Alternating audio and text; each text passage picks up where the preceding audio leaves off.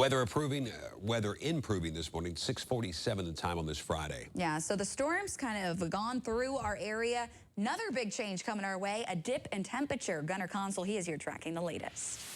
Yeah, so far this week, it has felt awfully like summer.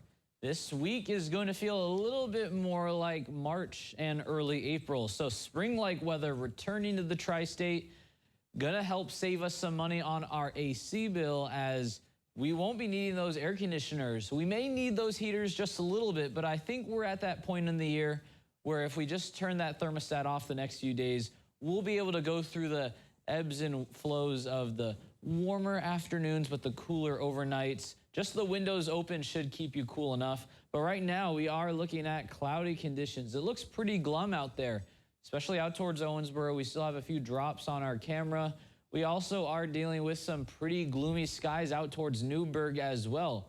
But rest assured, brighter days are ahead, and we may even see them as early as this afternoon. So things aren't off to that great of a start, but considering we don't have any more severe weather threats for the rest of the week, and even in the next 7 days, things are looking promising.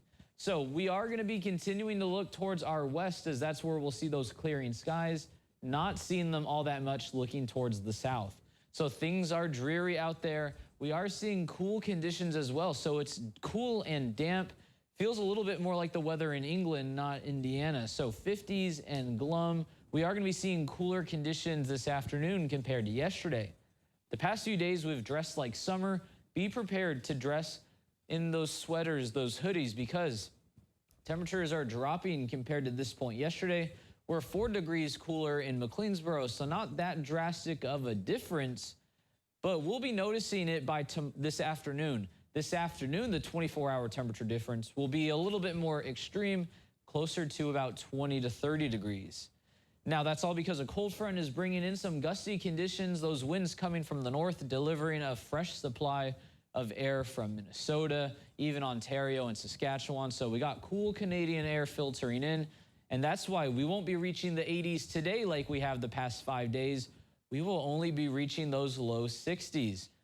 At least we'll have some sunshine by the afternoon, so a nice stroll is probably in store for a lot of the tri-state. Try to enjoy it, but we still have ample opportunity to enjoy the conditions, not just today, but tomorrow, on Sunday, and beginning of next work week.